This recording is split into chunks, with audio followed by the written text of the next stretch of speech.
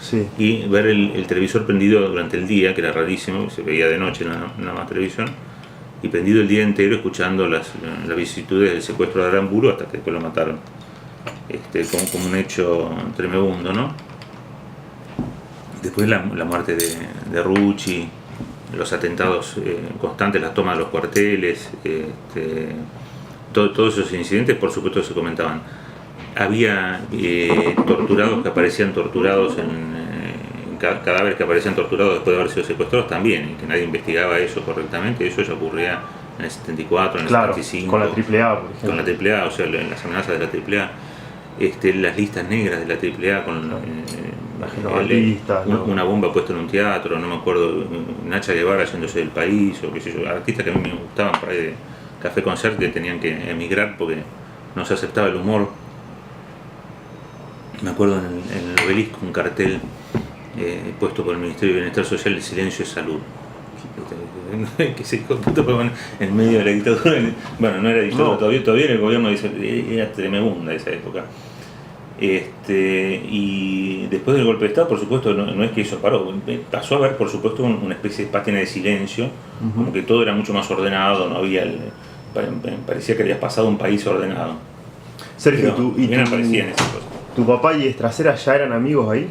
Sí, sí. O sea, ¿desde dónde se conocían ellos? ¿Tu viejo está vivo? No, mi viejo falleció. Ah. Se conocían desde antes de que naciera yo.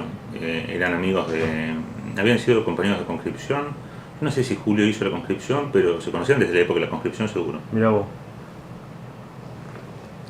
No sé, desde los 18 Entonces a Marisa la conocés, sí, a Marisa lo conozco. A Julián lo conocés. Sí. Ah, está bien. A la familia entera la conocés. Sí, sí. Y cuando comienza, bueno, cuando empezás a laburar con él, ahí ya cambia la figura de amigo de tu viejo a jefe. Sí, me acuerdo que al principio me costaba hablarle a él como jefe. ¿Vos le decías vos? Vos me preguntaste cuando entraste acá, ¿trato de vos o de usted? Bueno, difícil, yo nunca le pregunté si trato de vos o de usted. ¿Siempre de usted? No, siempre lo tuteaba. Ah, ¿lo tuteabas? Lo tuteaba, sí. Ah. Pero al principio me costaba, por ahí me temblaba la voz cuando lo hablaba. Además, en esa época era más formal todavía, todo ¿no? Es más formal. Y doctor y todo eso, ¿no? Todo el mundo lo trataba de doctor y yo lo trataba de vos. Mirá, qué atrevido qué atrevido el pendejo este. Pero buscaba formas, ¿no? Porque hay formas de no perder el trato familiar y no hablar, pero claro, a veces te traba para hablar, o sea, te genera timidez en el trato con una persona con la que tenías familiaridad normalmente, ¿no? Claro. Y bueno, y entonces empezás a ir a laburar en la fiscalía en ese momento. ¿Y cómo era, si querés, como jefe? Y como jefe, en realidad mi jefe directo era el oficial primero. Había un oficial primero, Ana Pelle, me acuerdo que era la que llevaba al personal y a la fiscalía. Él tenía su despacho, su firma, le llevaba firma y podías conversar una causa con él, y se sentaba con los empleados a conversar y a charlar, pero no del trabajo, sino a charlar de temas cotidianos. Y el trabajo en general te lo asignaba lo oficial. Vos tenías una estructura en una fiscalía, era muy vertical, muy militar, ¿viste? Todos tienen cargos militares además. El secretario, el oficial primero, el oficial, el escribiente, el pinche y el ordenanza, eran los cargos que había. Era bastante estratificado, pero una pirámide bastante estratificada del trabajo. Te lo asignaba en tu inmediato superior, que vos eras pinche, entonces tenías la relación directa con el escribiente y con el oficial. En realidad el escribiente muy en condiciones de darte trabajo por ahí no estaba, entonces el oficial era el que asignaba el trabajo y el que además te ayudaba, te explicaba cómo hacer las cosas, ¿no? ¿Tomate este café? No, tomalo. No, tomalo vos, en serio. Se va a enfriar, sí. Y entonces, ¿tu tarea en ese momento cuál era? Estoy hablando antes del juicio, ¿no? No, yo empecé haciendo, te digo, la tarea específica que las prescripciones, las causas que eran aplicar más que nada formularios. En estas causas, por ejemplo, en las causas electorales se aplicaba una plancha, lo que se conoce como una plancha, que se adecuara un modelo ya establecido que se firma siempre igual a las circunstancias del caso concreto y se resolvía de ese modo, ¿no? En general iban para el archivo las causas estas. ¿Y a la par estabas estudiando la facultad? Además estudiaba, sí. Ajá. Yo había hecho el primer año a la mañana y ahora cuando empecé a trabajar en tribunales pasé a estudiar a la tarde. Bien. Y en ese Este, momento, por ejemplo, bueno, vos trabajabas en tribunales y todo. en aquel momento me acuerdo. ¿Cómo funcionaba la justicia en ese momento? Si estaban, digamos, los militares...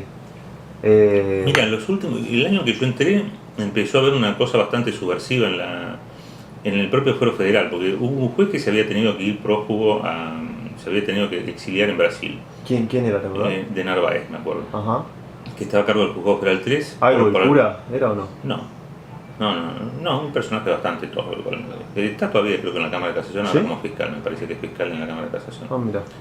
Me acuerdo que se había tenido que refugiar en Brasil porque había investigado alguna causa pisando algunas causas se investigaron durante la dictadura. Y después empezó la investigación de Salvi, por ejemplo, contra Macera. Esa sí avanzó bastante. Ya en el 81 creo que había empezado esa causa por la muerte de Branca. Ajá. Macera tenía una relación con una mujer, Patricia McCormack, Sí. que tenía un marido. Sí. Y se peleó con el marido de la mujer y en una fiesta en Punta del Este le gritó, vas a ver, le voy a decir al negro que te pase con un camión por encima. ¿Al negro? Al negro, y el negro era el negro Macera. Ah, era Macera. Sí, todo el mundo, la gente que lo conocía sabía que esa era la relación de ella con... Ella era amante de Macera. Era amante de Macera. Que tenía varias amantes. No sé, sí, seguramente tendría varias. Y después Branca desaparece. Ujú. Es uno de los desaparecidos. Ahí sí uno empieza a conocer casos de desaparecidos. Era un empresario, ¿no? Sabía de desaparecidos. Okay. Y había algunos casos que se conocían incluso en la dictadura de desaparecidos. Por ejemplo, el caso de esta chica Elena Holmberg. Sí. Que era una diplomática Sí. que había desaparecido y que la familia venía, me acuerdo de haber visto a los hermanos Holmer, venía a la Fiscalía Federal, porque había intervenido la Fiscalía en ese habeas corpus o en otro, porque el habeas corpus se cerraba, pero después había una investigación por la privación ilegal de la libertad. Ah. No me acuerdo si porque Holmer era funcionaria federal o por qué motivo, me parece que estaba en federal. Pues normalmente esas investigaciones iban a la justicia de instrucción ordinaria, porque no había supuestamente... Esa Elena fuera Holmberg federal. es la de la historia de que para ti le hace la entrevista. ¿Recordás eso, sí? No, ¿para ti le haces la entrevista? Sí. Cuando ella estaba... ¿Detenida? No, esa es la madre de otra persona. No, Elena Holmberg era una hija de una familia de militares Sí. que trabajaba en la Embajada Argentina en París Sí. y había escuchado en el centro piloto alguna cosa vinculada a Astiz y a una reunión de Macera con Firmenich o algo por el estilo. Ah. O decía ella que había escuchado, no sé si hubo o no hubo una reunión, pero aparentemente tenía información sobre las actividades que no le parecían razonables de los grupos de tareas en París. Ajá. Y a partir de eso desapareció. Está bien. No, entonces me confundo con esta mujer que era... Sí, no me acuerdo de ese caso, de la que secuestraron y hice una entrevista Sí. en Selket, en la cafetería Selket fue eso. Cada vez que voy a Selket, ahora no voy tan seguido, pero iba mucho de él, pienso en esa entrevista hecha en ese lugar. Me hago hacer la entrevista con la mujer presa, vestirla, disfrazarla de persona de vuelta que te podía tenerla torturada en condiciones terribles. Para decir que estaba... Para decir que estaba dando una entrevista en Paraty. Chiche Hebrun, director de esa revista, qué maravilla el personaje. Chiche Hebrun era el director de Paraty en esa época. ¿Era él? Sí, y de gente, de esas publicaciones. De Atlántida, claro. Sí, era de Atlántida.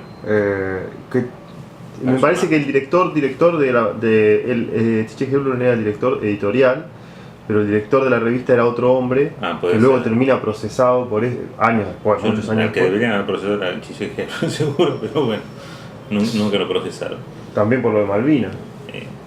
Él Bueno, era el director de gente. pero la causa de Branca empieza antes de Malvinas. Y después de Malvinas lo detienen durante la dictadura. Uno se olvida de eso, pero a Macera lo tuvieron durante la dictadura. ¿A Macera? A Macera fue detenido por Salvi. ¿Por el juez que era Salvi? Juez federal del juzgado federal número 3. Ajá. Y lo detienen en el año 82 a Macera. O sea, Macera ya estaba preso cuando se produce el cambio de gobierno. No se olvida de ese detalle y había, con la causa de Branca se habían reactivado otras causas. Se había reactivado la causa de Elena Holmberg, la familia de Holmberg pedía, estaba la causa de Sajón, que era otro desaparecido famoso, que era alguien por el que venía a pedir la NUCE. Sajón. La NUCE aparecía por los juzgados federales preguntando por Sajón. ¿Sajón qué tenía que ver con el tema de los periodistas y todo eso? Yo no me acuerdo bien por qué se puede saber si estaba vinculado a la opinión o si Sí, estaba algo que ver con Timerman tenía. Porque hubo dos diarios. Uno tuvo que ver con Timerman y otro tuvo que ver con Otro periódico que ahora no me acuerdo cuál era, que era un periodista, no era el cronista comercial, o era algo parecido a un cronista comercial, un diario económico, donde también desaparecieron ámbito muchos. financiero. No, no era ni ámbito. Yo no sé si no era el cronista, Perrota, hubo otros periodistas que desaparecieron, otro grupo de periodistas. Yo no sé si estaba vinculado a Perrota o por qué motivo desapareció Sajón, la verdad que no recuerdo los detalles del Está caso. Bien. Pero sí, en dictadura hubo casos de desaparición, y esto ya estoy hablando de la última parte de la dictadura. Claro. Me preguntan en el 76 y no se sabía en el 76 qué era lo que iba a pasar, que había desaparecidos en esa época. Se sabía que había violencia, sí, se sabía que había operativos militares, y después de un operativo militar que te aparecía la foto en el diario, y digo, ¿y por qué no siguen la noticia los periodistas? Me preguntan, ¿y por qué no te dicen después qué pasó con las personas que secuestraron o que detuvieron? En realidad, cuando la detuvieron, te mostraban una foto de un operativo militar donde un camión vaciaba una casa, se llevaba a la gente, y después no te mostraban la continuación. O sea, vos no veías la continuación informativa de la noticia. Como ves una noticia ahora de que detienen a alguien y después te vas enterando, bueno, fue a juicio, subió. Claro. Haces un seguimiento, eso le queda a uno en la memoria, y después registrabas qué pasaba, que no había información posterior de lo que ocurría. O sea, eso sí tenías noción de que estaba habiendo alguna cosa irregular, no hay ninguna duda de qué pasaba. Aparte, bueno, en cuanto hubo golpe de Estado, empezaron a pasar otras cosas más graves, ¿no? Aparecían cadáveres dinamitados. Me acuerdo lo de Fátima, fue una cosa monstruosa. En el 76 aparecieron 40 cadáveres, sí, creo que eran 40 cadáveres. Hay que juntar 40 personas, atarlas con alambre, todas con signos de haber sido torturadas, y dinamitarlas. En Fátima aparecieron.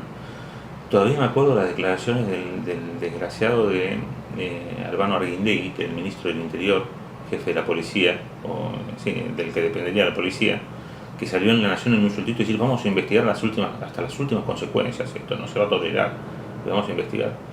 El desgraciado, 5 de los 40 cadáveres se identificaron después, venían de Coordinación Federal, que dependía de él. O sea, si hubiera investigado, hubiera descubierto que 5 de los cadáveres venían de él. Me acuerdo además porque después me tocó trabajar esa causa. ¿Sí? Trabajé en la causa 13, me tocó trabajar ese tema, y ese fue uno de los casos que más me asombró, porque cuando vimos la causa físicamente, cómo se había construido la causa durante la dictadura, habían incorporado las fichas dactiloscópicas sacadas a todos los cadáveres, todas empastadas, llenas de tinta, como